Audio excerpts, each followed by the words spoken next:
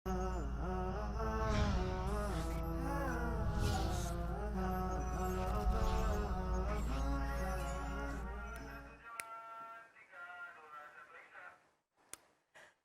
sahabat muslim, kita lanjutkan di segmen terakhir program Bebas Hutang di kesempatan kali ini. Nah, Pak, tadi kalau kita lihat ya, Bang Iqbal, tadi dari sudut pandang anak mudanya sendiri nih, di usia produktivitas, apa yang harus ditanamkan mentalnya, bagaimana untuk bisa tetap supaya komitmen di jalan yang benar gitu, untuk bisa mengembangkan diri, kemudian entah itu mengembangkan bisnisnya, dan lain-lainnya. Nah, kemudian sekarang dari kacamata orang tua, anak juga perlu pengawasan ya di usia-usia produktivitas. Belajar mungkin dari pengalaman orang tua sebelumnya yang pernah punya pengalaman kelam mungkin berkaitan dengan riba dan tidak ingin anaknya juga seperti itu. Kira-kira nih sebagai orang tua juga nih Pak Abu dulu ya.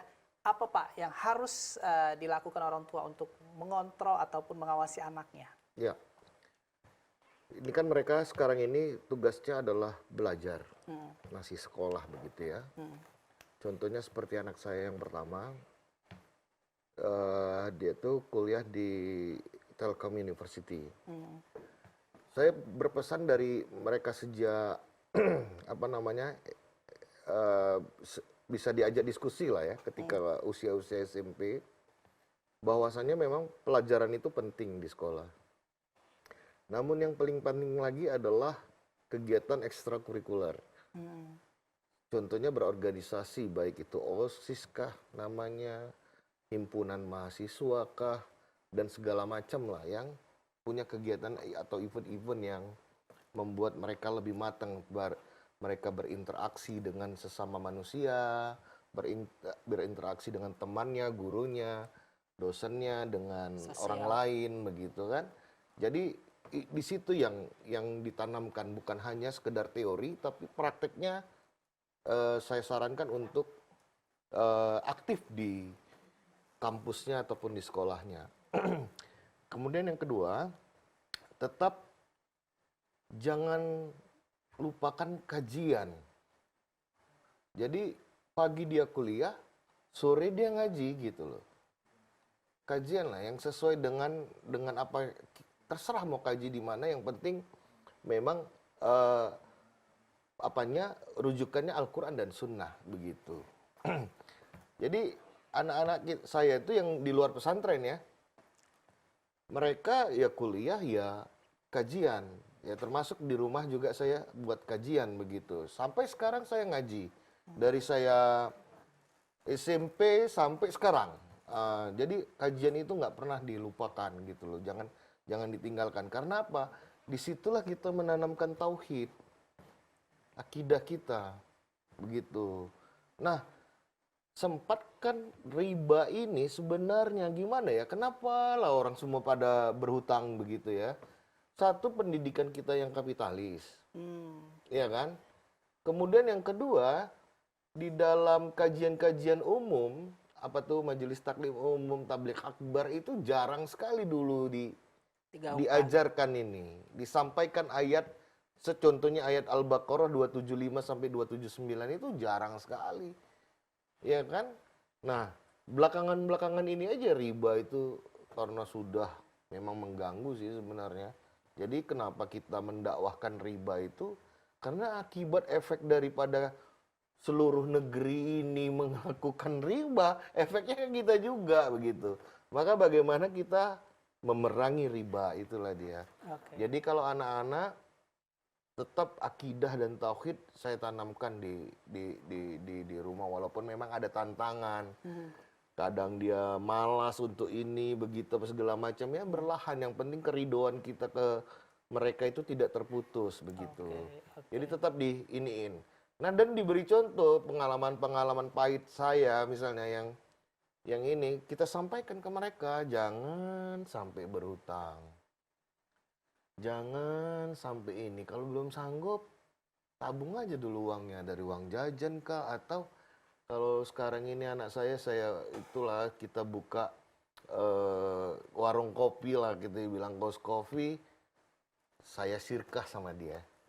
Dia yang manage, Umi abinya yang punya modal gitu. Jadi diajarkan dia dari sekarang, tanpa bagaimana nanti kan kita pantau tuh, jangan sampai berutang, jangan sampai ini begitulah. Nah, diajarkan dari sekarang. Memang praktek, kalau enggak, kalau secara teori aja disampaikan dia nggak ngerasakan gitu loh. Jadi diajarin bagaimana. Kita lihat bakat, macam kalau anak saya pertama kan dia sekarang ini kuliahnya bisnis. Yang kedua gitu juga, kuliahnya bisnis. Yang ketiga keempat masih di pesantren. Kalau yang ketiga ini kayaknya mungkin jadikan ustadz lah, ulama, karena dia lebih cenderung ke sana. Yang keempat dia lebih ke IT gitu. Nah, yang paling kecil Muhammad Abror kayaknya ke teknik karena suka-suka bongkar. Nanti sepeda nanti bagus dibongkarnya, mobil mainannya dibongkarnya gitu loh. Jadi memang kita harus pantau dari sekarang kira-kira bakat anak kita ini ada di mana. Kemudian kalau mereka minta, oh kayaknya passion saya tuh di sini. Oh, dukung terus. Cuman kita kasih tahu rambu-rambunya. Dan kita kasih fasilitasnya. Contoh yang anak kedua sekarang, kita kasih fasilitas, kita buka kaos kopi, dia yang jalanin begitu. Jadi memang tetap berlaku ya contoh dari orang tua. Ya, jadi tetap memberikan contoh, kemudian bukan hanya teori, tapi yang paling penting dari semua yang disampaikan Pak Abu tadi untuk anak adalah kepercayaan. Betul. Ya, jadi setelah orang tua memahami karakter anak, bakat, passionnya di mana, kemudian kepercayaan yang dibagikan kepada anak. Kalau dari Bang Iqbal kira-kira seperti apa, Bang? Iya, jadi tadi kalau Pak Abu tadi dari sisi orang tua ya Mas ya. Jadi kalau dari saya tuh sangat setuju dengan pernyataan Pak Abu bahwasannya memang pondasi agama harus lebih didahulukan. Walaupun memang ada mindset di zaman dulu, termasuk ini sebenarnya mindset dari zaman penjajahan Belanda sampai ke orang tua, cara memberikan mindset ke saya seperti ini Mas. Belajar baik-baik ya nak, supaya kamu nanti sudah dewasa bisa dapat kerja enak. Nah sebenarnya ini kita harus mendobrak yang bahasa-bahasa mindset seperti ini. Artinya kalau nanti udah besar kerja enak, artinya kalau misalkan kamu tidak kerja di perusahaan yang bonafit, di bank BUMN, artinya itu kayak semacam aib gitu kan Mas. Nah boleh nggak ini agak kita dobrak, kita ganti mindsetnya, belajar baik-baik ya nak, supaya nanti kamu dewasa kamu bisa dapat duitnya itu enak. Artinya kalau bisa dapat duitnya enak itu nggak harus jadi karyawan Mas. Nah dari situlah kreativitas si anak tadi berkembang. Nah dengan landasan agama yang mantap di awal, artinya dia dengan cara yang benar dan halal.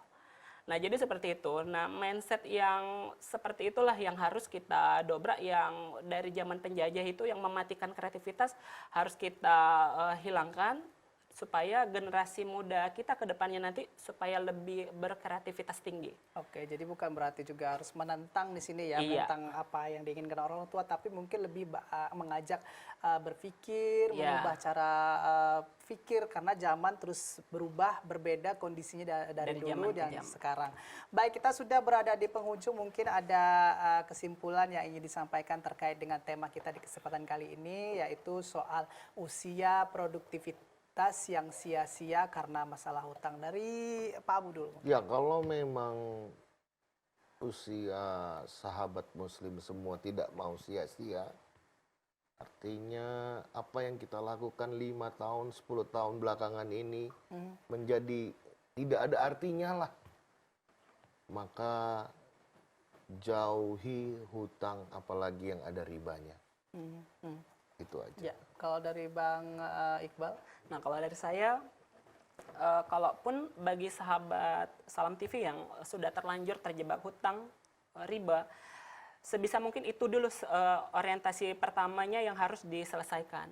Karena pada saat itu udah clear, udah selesai, insya Allah akan keluar ide-ide segar yang akan menumbuhkan perkembangan bisnis sahabat muslim semuanya.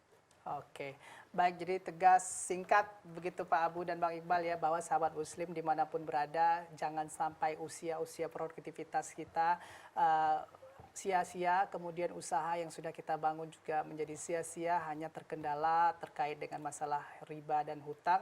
maka manfaatkanlah waktu saat ini, kemudian nanti untuk bisa kita berkreativitas, produktivitas, mengembangkan bakat yang ada dari diri kita, kemudian juga mengembangkan potensi diri kita, bukan hanya untuk kita, anak-anak kita, keluarga kita juga harus kita berikan edukasi, sosialisasi bagaimana menanamkan mental, kemudian cara berpikir yang baik, kemudian juga untuk bisa mengembangkan segala bentuk potensi yang ada dari diri kita sendiri, tentunya untuk menjadi pribadi yang sukses dunia dan akhirat. Amin. Baik, terima kasih Pak Abu atas kesempatan kali Terima ini. kasih. Ya, terima kasih juga Bang Iqbal atas Sama-sama, kesempatan Mas kali ini, Abrar. dan mudah-mudahan sahabat muslim dimanapun berada, semua apa yang disampaikan oleh dua narasumber kita di kesempatan kali ini bisa kita petik hikmahnya, kita ambil hal-hal positif, kemudian kita terapkan dalam kehidupan kita sehari-hari, dan mudah-mudahan kita menjadi pribadi yang lebih baik lagi dari waktu ke waktu.